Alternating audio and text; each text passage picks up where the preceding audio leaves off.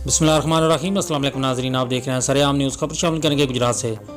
Gujarat police का जराइम पेशा अफराद के खिलाफ ऑपरेशन जारी। तफसीलात के मुताबिक DPO गुजरात अहमद नवाज शाह की सरबराही में पुलिस का जराइम पेशा अनासर के खिलाफ ऑपरेशन जारी। पुलिस ने मुख्तलिफ कार्रवाइयों में 4 मुलजमान को गिरफ्तार करके मोटरसाइकिलें, शराब, नजायज़ असला और पतंगे बरामद करके मुकदमा दर्ज कर लिए।